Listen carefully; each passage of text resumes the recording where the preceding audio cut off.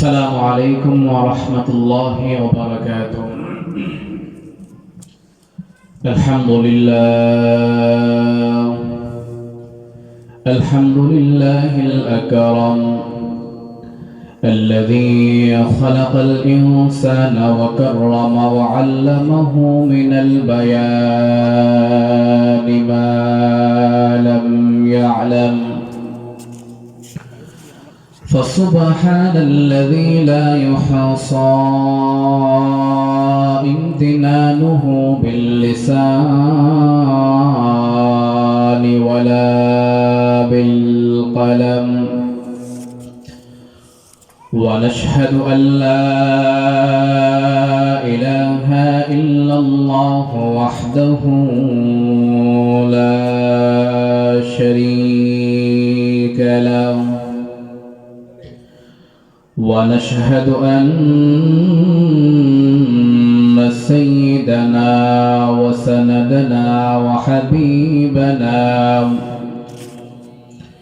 وحبيب ربنا وطبيبنا وطبيب قلوبنا وربنا ومولانا محمدا عبده ورسوله. أما بعد، فقد قال الله تبارك وتعالى في كلامه المجيد وفي فرقانه الحميد: أعوذ بالله من الشيطان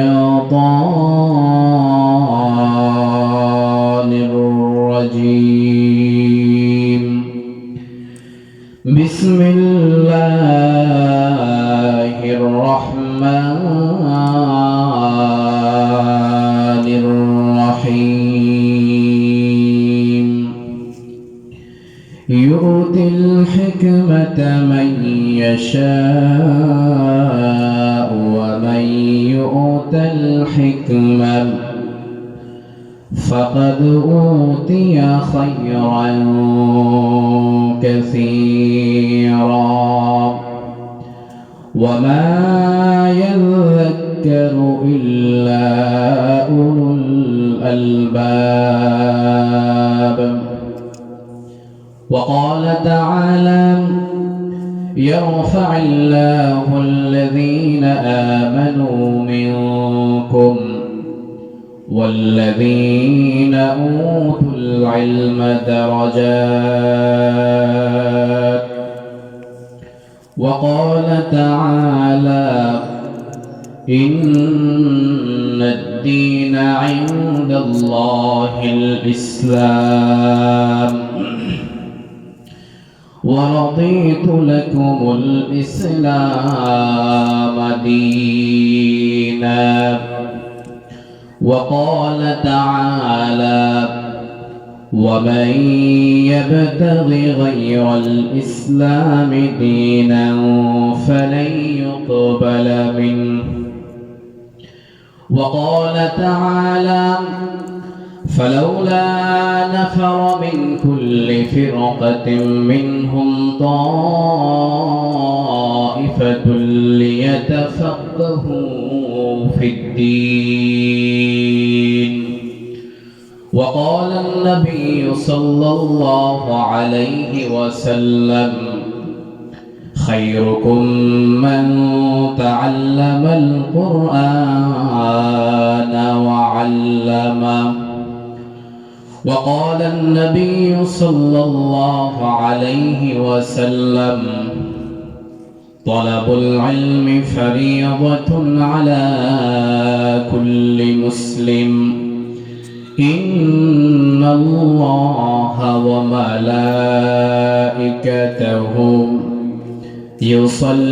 يصلون على النبي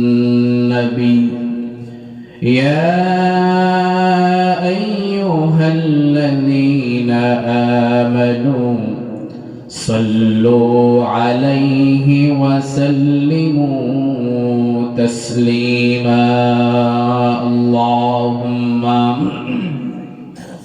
صل على سيدنا مولانا محمد وعلى آل سيدنا مولانا محمد اللهم صل على سيدنا مولانا محمد وعلى آل سيدنا مولانا محمد মনটা যদি হইতো প্রবল হাওয়া হইতো যদি শুভ্র কবুতর মনটা যদি হইতো প্রবল হাওয়া হইতো যদি শুভ্র কবুতর মেঘের ডানায় পাঠিয়ে দিতাম মদিনার পথে যেতায় আমার প্রিয় নবী ঘুমায় নিরন্তর যেতায় আমার প্রিয় নবী ঘুমায় নিরন্তর আল্লাহুম্মা সাল্লি আলা সাইয়্যিদিনা মাওলানা মুহাম্মদ ওয়া আলা আলি সাইয়্যিদিনা মাওলানা মুহাম্মদ রাসূল আমার ভালোবাসা রাসূল আমার আলোর আশা রাসূল আমার ভালোবাসা রাসূল আমার আলোর আশা রাসূল আমার প্রেম বিরহের মূল আলোচনা রাসূল আমার কাজে কর্মে অনুপ্রেরণা আল্লাহুম্মা সাল্লি আলা সাইয়্যিদিনা মাওলানা মুহাম্মদ ওয়া আলা আলি সাইয়্যিদিনা মাওলানা মুহাম্মদ লা ইলাহা ইল্লাল্লাহ লা ইলাহা ইল্লাল্লাহ সুবহানাল্লাহ ওয়ালহামদুলিল্লাহ লা ইলাহা ইল্লাল্লাহ লা ইলাহা ইল্লাল্লাহ লা ইলাহা ইল্লাল্লাহ লা ইলাহা ইল্লাল্লাহ লা ইলাহা ইল্লাল্লাহ মুহাম্মাদুর রাসূলুল্লাহ সাল্লাল্লাহু আলাইহি ওয়াসাল্লাম। ফেনাগুল দক্ষিণ জামে মসজিদ কর্তৃক আয়োজিত ষষ্ঠ বার্ষিক ইসলামী মহাসম্মেলনের সম্মানিত সভাপতি আল্লাহ রাব্বুল আলামিনের অশেষ মেহেরবানি যে আল্লাহ সুবহানাহু ওয়া তাআলা আমাদেরকে এই ফিতনার জামানায় কোরআন এবং হাদিসের কিছু কথা বলার এবং কোরআন এবং হাদিসের কিছু কথা শোনার মতো তৌফিক করে দিয়েছেন। এজন্য মালিকের শুকরিয়া জ্ঞাপন করি আলহামদুলিল্লাহ। আমি আপনাদের সামনে কুরআনুল কারীমের ভিন্ন কয়েকটি জায়গা থেকে কয়েকখান আয়াতের অংশ বিশেষ পাঠ করেছি। নবী সাল্লাল্লাহু আলাইহি ওয়াসাল্লামের অসংখ্য হাদিসের ভান্ডার থেকে দুইখান হাদিস আপনাদের খেদমতে পেশ করেছি। আল্লাহ সুবহানাহু ওয়া তাআলা যেন তৌফিক দান করেন সময়ের সংক্ষিপ্ত পরিসরে যতটুকু আলোকপাত করা যায় ইনশাআল্লাহ তুলে ধরার চেষ্টা করব। প্রিয় হাজিরিন, বর্তমান মাসটি চলতেছে জানুয়ারি মাস। আর এই জানুয়ারি মাসকে কেন্দ্র করে আমরা আমাদের ফ্যামিলির সদস্যদেরকে, আমাদের ছেলেকে, আমাদের মেয়েকে, আমাদের ভাইকে, আমাদের বোনকে স্কুল, কলেজ, ইউনিভার্সিটি ভর্তি করে থাকে। সেই প্রেক্ষাপটকে সামনে রেখে আমি আপনাদের সামনে কুরআনুল কারীমের এই আয়াতের অংশবিশেষগুলো পাঠ করেছি। যেহেতু জানুয়ারি মাস চলতেছে, এজন্য আমাদের প্রত্যেকেরই প্রথম জানা থাকা প্রয়োজন যে সর্বপ্রথম একজন শিশুকে, সর্বপ্রথম একজন বাচ্চাকে, সর্বপ্রথম একজন ফ্যামিলির সদস্যকে কোন শিক্ষাটা আপনাকে আমাকে দিতে হবে। যদি আমরা এটা ডিসাইড করতে পারি তাহলে অবশ্যই সিদ্ধান্ত গ্রহণ করতে পারবো তাকে আমরা স্কুলে দেব নাকি মাদ্রাসায় দেব। আল্লাহ রাব্বুল আলামিন কুরআনুল কারীমের ভিতরে বলেন, ইন্নাদ দীনা ইনদাল্লাহিল ইসলাম। নিশ্চয় আল্লাহ রাব্বুল আলামিনের কাছে পছন্দনীয় ধর্ম হলো ইসলাম ধর্ম। ওয়া রাদিতু লাকুমুল ইসলাম দীনা। আল্লাহ রাব্বুল আলামিন বলেন যে আমি এই দিনটাকে, দিন ইসলামকে তোমাদের জন্য মনোনীত ধর্ম হিসাবে কবুল করেছি। প্রিয় হাজির, এখানে বোঝার বিষয় আছে, আল্লাহ সুবহানাহু ওয়া তাআলা কুরআনুল কারীমের ভিতরে স্পষ্ট জানিয়ে দিলেন যে ইন্নাদ দীনা ইনদাল্লাহিল ইসলাম। আল্লাহ রাব্বুল আলামিনের কাছে একমাত্র পছন্দনীয় ধর্ম হলো ইসলাম ধর্ম। ওয়া রাদিতু লাকুমুল ইসলাম দীনা। ইসলাম ধর্মকে আমাদের জন্য আল্লাহ রাব্বুল আলামিন মনোনীত করেছেন। এই আয়াতের ভিতরে আল্লাহ রাব্বুল আলামিন স্পষ্ট ভাষায় বলে দিয়েছেন যে ইসলাম ধর্ম হলো একমাত্র পছন্দনীয় ধর্ম। এর পরের আয়াতে আল্লাহ রাব্বুল আলামিন বলেন, ওয়া মান ইয়াবতাগি গায়রাল ইসলাম। আল্লাহ রাব্বুল আলামিনের কাছে একমাত্র গ্রহণযোগ্য ধর্ম হলো ইসলাম ধর্ম। ফালা ইউকবালা মিনহু। ইসলাম ধর্ম ছাড়া কোনো ব্যক্তি যদি অন্য কোনো ধর্ম তালাশ করে, অন্য কোনো ধর্ম চর্চা করে, ফালা ইউকবালা মিনহু, কিয়ামতের কঠিন ময়দানে আল্লাহ রাব্বুল আলামিনের কাছে গ্রহণযোগ্য হবে না। প্রিয় হাজিরিন, এই দুইটা আয়াত যদি চিন্তা করা যায়, প্রথম আয়াতের ভিতরে আল্লাহ রাব্বুল আলামিন বললেন ইন্নাদ দীনা ইনদাল্লাহিল ইসলাম। আল্লাহ রাব্বুল আলামিনের কাছে একমাত্র পছন্দনীয় ধর্ম হলো ইসলাম ধর্ম। আবার এর পরের আয়াতের ভিতরে আল্লাহ রাব্বুল আলামিন বলেন, ওয়া মান ইয়াবতাগি গায়রাল ইসলাম, ওয়া মান ইয়াবতাগি গায়রাল ইসলাম। আমার কাছে একমাত্র পছন্দনীয় ধর্ম হলো ইসলাম ধর্ম। এই ইসলাম ধর্ম ছাড়া অন্য ধর্ম যারা চর্চা করবে, ফালা ইউকবালা মিনহু, কিয়ামতের কঠিন ময়দানে তা গ্রহণযোগ্য হবে না। এই দুইটা আয়াত কিছুক্ষণের জন্য আমরা এক পাশে রাখতেছি। এরপরে যে আয়াতগুলো আমি তেলাওয়াত করেছি, আল্লাহ রাব্বুল আলামিন ইউতিল হিকমাতা মান ইয়াশা ওয়া মান ইউতাল হিকমাতা ফাকাদ উতিয়া খায়রান কাসীরা।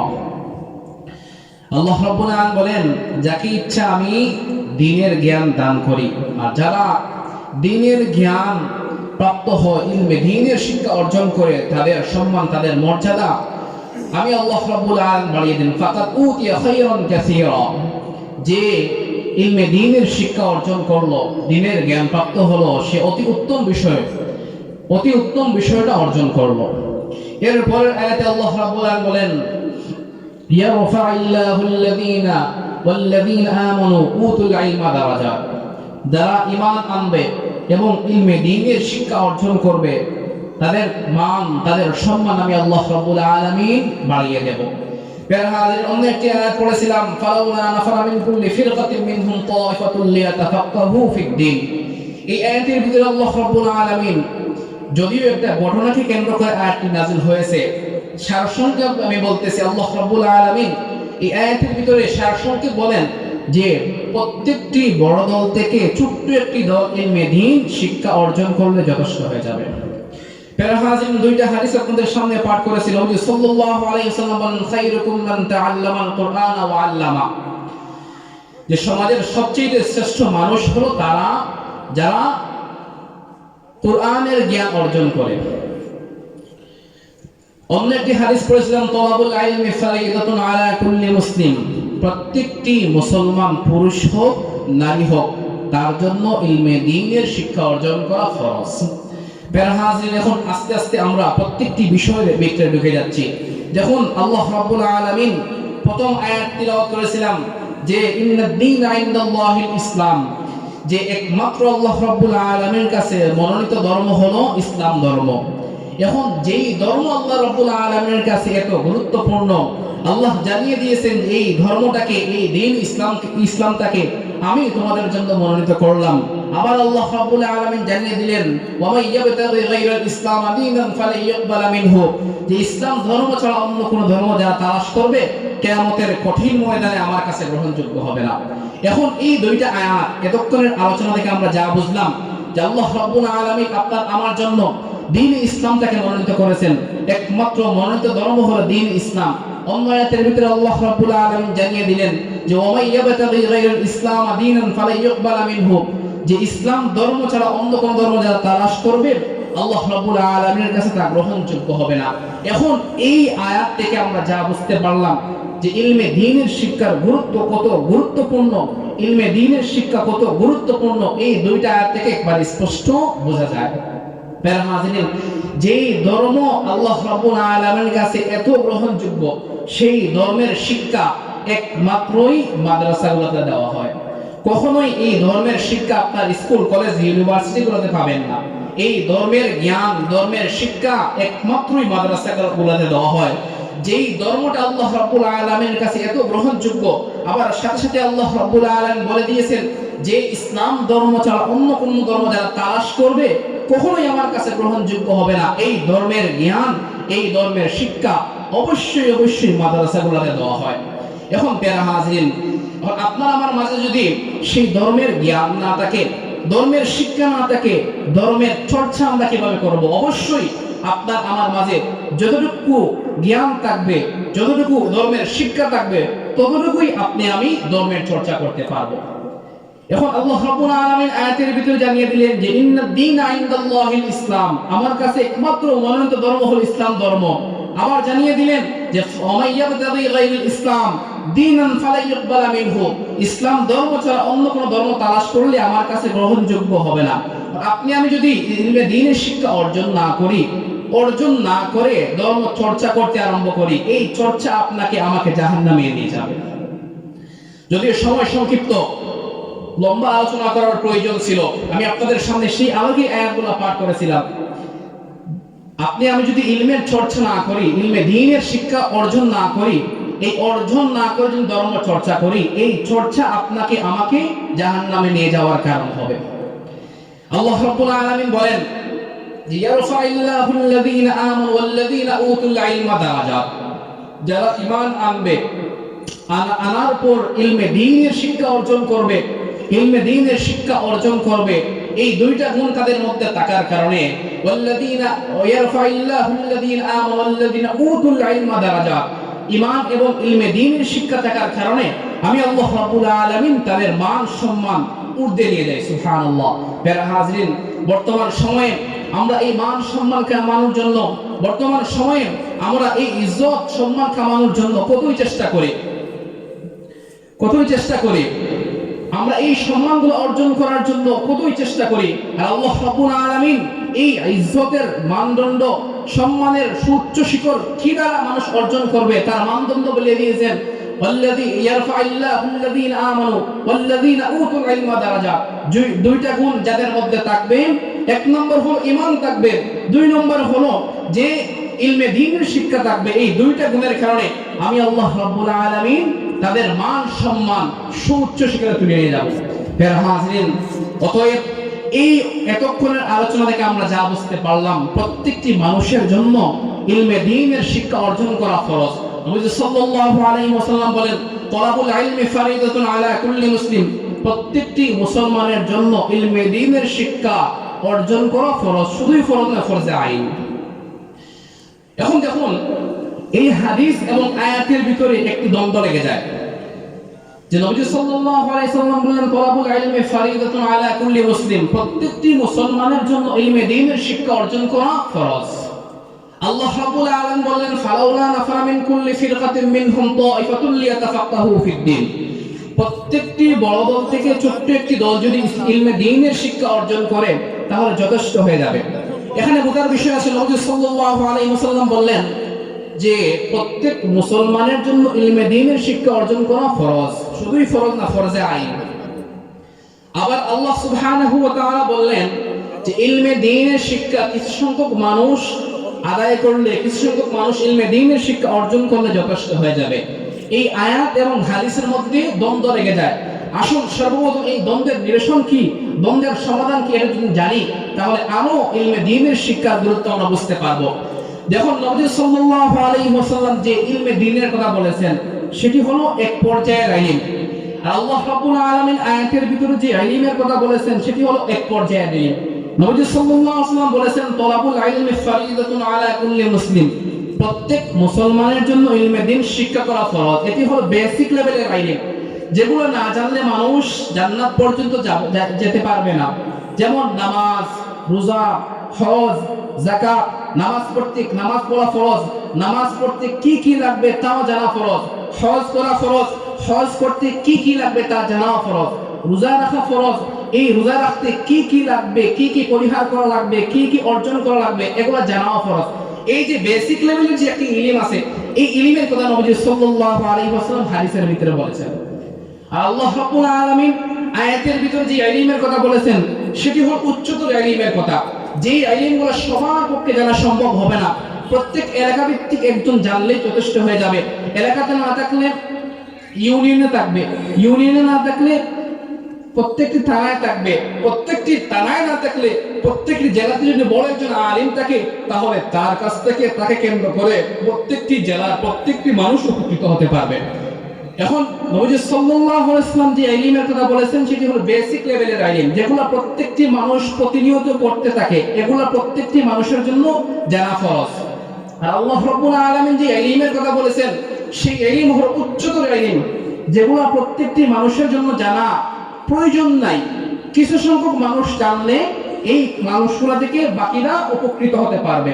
এখন দেখুন নবী সাল্লাল্লাহু আলাইহি ওয়াসাল্লাম যে ইলমের কথা বলেছেন সেটি হলো বেসিক লেভেলের ইলম, এগুলো প্রত্যেকটি মানুষের জন্য জানা থাকা আবশ্যকীয়, ফরজ, ফরজে আইন। এখন আপনি, আমি, আমার ছেলেকে, আমার মেয়েকে, আমার সন্তানকে যদি এই বেসিক লেভেলের ইলমগুলো শিক্ষা না দিতে পারি তাহলে আপনি বাবা, আপনি মা, আপনি ফ্যামিলির সদস্য এই শিক্ষা না দেওয়ার কারণে কিয়ামতের কঠিন ময়দানে আল্লাহ রাব্বুল আলামিনের আসামাইল কার করে দেয়ার হওয়া লাগবে। কারণ একটা সন্তান যখন জন্মগ্রহণ করে নবী সাল্লাল্লাহু আলাইহি ওয়াসাল্লাম বলেন একজন মা বাবাই তার সন্তানকে মুসলমান বানায় অথবা ইহুদি বানায় অথবা নাসারা বানায়। কিভাবে?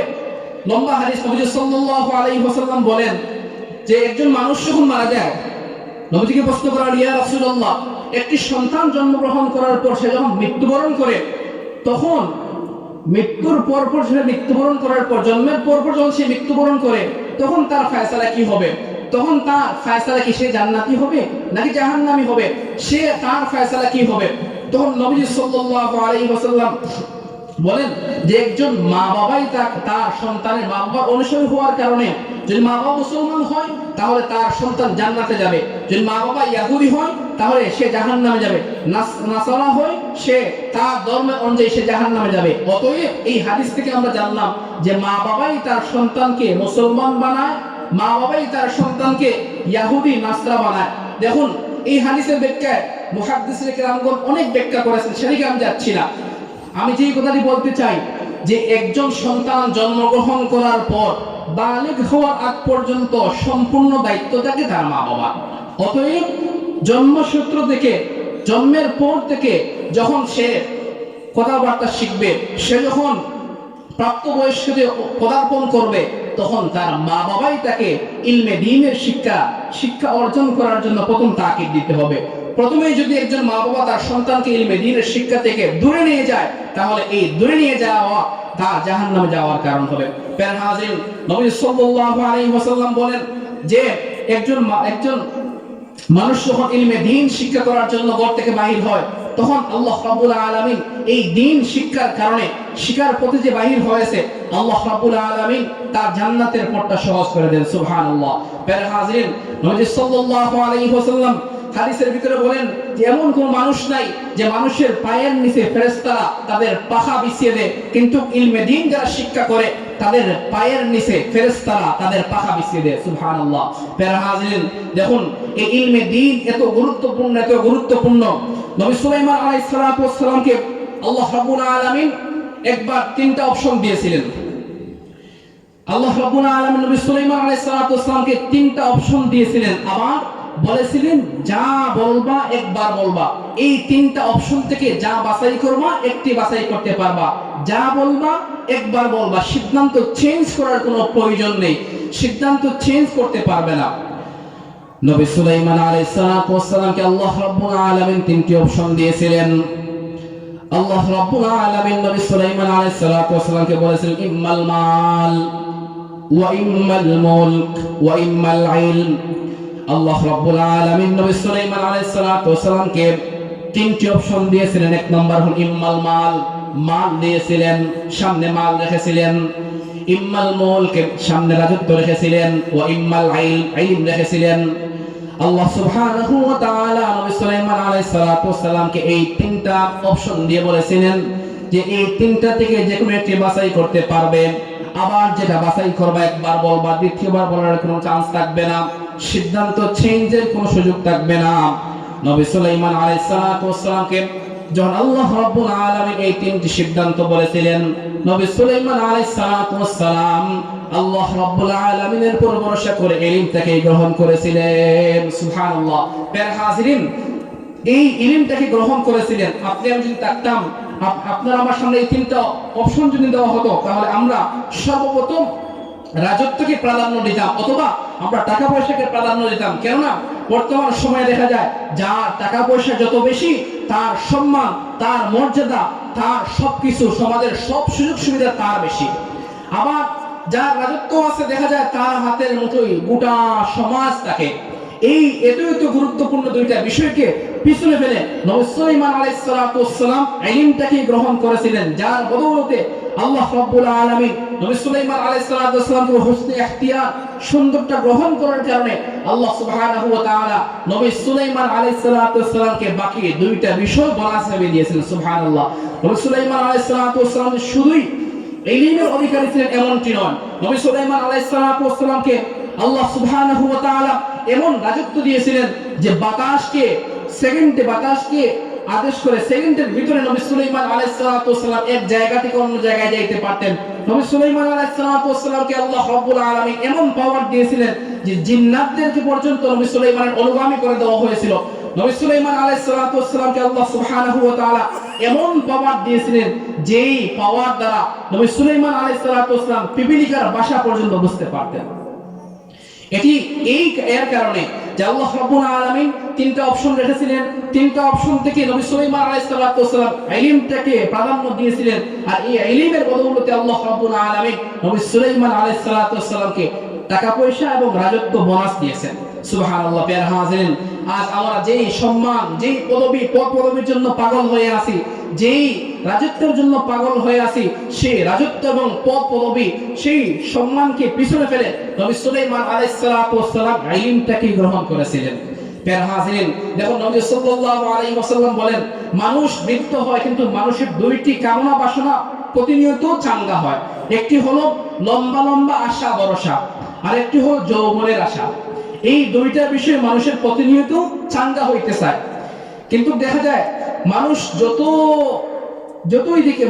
মানুষের যতই বয়স হয় না কেন, মানুষের এই দুইটা আশা, দুইটা আকাঙ্ক্ষা বাড়তেই থাকে। একটা হলো এক হলে দুই হওয়ার চান্স তোকা, দুই হলে তিন হওয়ার চান্স তোকা। এই নবী সাল্লাল্লাহু আলাইহি ওয়াসাল্লাম অন্য হাদিসের ভিতরে বলেন যে মানুষের দুইটা আশা কখনোই শেষ হয় না। দুই ধরনের পিপাসুক আছে, একটি হলো যে তার সম্পদের পিপাসা, আরেকটি হলো ইলমের পিপাসা। এই দুইগুলো মানুষ কখনোই তাদের পিপাসা নিবারণ হয় না, যা চায় আরো চাইতে চায়, যা পায় আরো পাইতে চায়। এক নম্বর হলো ইলমের পিপাসু, আরেকটা হলো সম্পদের পিপাসু। এই দুই গুণ মানুষ হলো যা পায় তার চাইতে আরো বেশি পাওয়ার জন্য অগ্রসর থাকে। তো মেইন যে কথাটি আমি আপনাদের কাছে বলতে চাই, জানুয়ারিকে কেন্দ্র করে আমরা সবাই আমাদের ছেলে মেয়ে, আমাদের ফ্যামিলির সদস্যকে মাদ্রাসার ভিতরে ভর্তি করি, স্কুলে ভর্তি করি।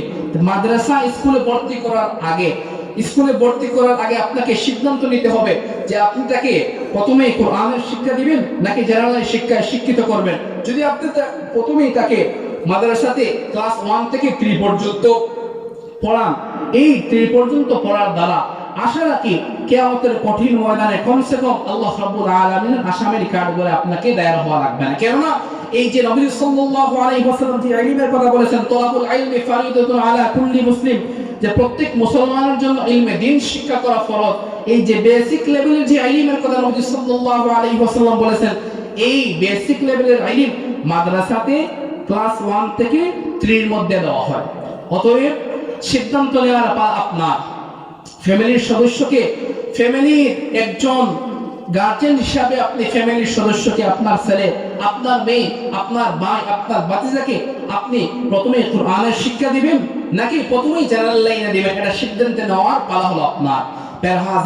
আপনার ছেলেকে যদি আপনি প্রথমেই ইসলামের শিক্ষায় সুশিক্ষিত করেন, প্রথমেই যদি আপনার ছেলেকে আপনি ইসলামের জ্ঞান অর্জন করান, বেসিক লেভেলের ইলমটা যদি ঠিক থাকে, তাহলে আপনার ছেলেকে আপনি কলেজে দেন, স্কুলে দেন, কলেজে দেন, ভার্সিটিতে দেন, দেখবেন এই ছেলে কখনো ইসলাম বিদ্বেষী কাজ করতেছে না। আর প্রথমে যদি আপনি চিন্তা করেন আমি আমার ছেলেকে জেনারেল লাইনে পড়াবো, ইসলামের প্রাথমিক পর্যায়ের জ্ঞান না থাকার কারণে দেখবেন জেনারেল লাইনে পড়ার কারণে আপনার ছেলে, আপনার মেয়ে, আপনার ফ্যামিলির সদস্য ইসলাম বিদ্বেষী কাজ তার কাছ থেকে প্রকাশ পাচ্ছে। যা চাক্ষুষ সমান দেখুন আমাদের দেশের বড় বড় বুদ্ধিজীবীরা, এদের শিক্ষা কি নাই? অবশ্যই এরা সুশিক্ষায় শিক্ষিত হয়েছে। সমাজের মানুষ তাদেরকে সুশিক্ষায় শিক্ষিত গণ্য করে, কিন্তু দেখুন তাদের মুখ থেকে ইসলাম বিদ্বেষী কথা বাহির হয়, তাদের মুখ থেকে রাসূলের বিপক্ষে কথা বাহির হয়, তাদের মুখ থেকে আল্লাহ রাব্বুল আলামিনের বিপক্ষে কথা বাহির হয়। তার একমাত্রই কারণ হলো যে প্রথমেই তাদের মা বাবা তাদেরকে ইসলাম থেকে দূরে সরিয়ে রেখেছে। অতএব প্যারা হাজিরিন, আমাদের ছেলেকে, আমাদের মেয়েকে, আমাদের ফ্যামিলির সদস্যকে প্রথমেই ভর্তি করার আগে মাথায় রাখতে হবে যে আমার ছেলেকে, আমার মেয়েকে প্রথমেই মাদ্রাসাতে 3টা বছর দিন শিখানোর পর তাকে জেনারেল লাইনে দেই। কোনো বাধা নাই, কোনো আলিম আপনাকে বাধা দিবে না, কোনো হুজুর আপনাকে বাধা দিবে না। বাধা তো দেওয়া হয় এজন্যই যে প্রথম তাকে ইলমে দ্বীনের শিক্ষা থেকে মাহরুম না করার জন্য।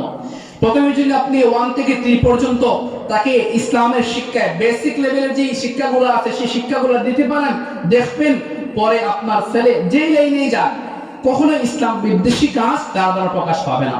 প্যারা হাজিরিন, আপনাদের সৌভাগ্য যে আপনাদের এলাকায় শফরপুর তাওয়াক্কুলি হাফিজি মাদ্রাসা আছে। আপনি চাইলেই সেখানে তাকে 1 থেকে 3 পর্যন্ত পড়াতে পারেন, অথবা আশপাশে অনেক মাদ্রাসা রয়েছে।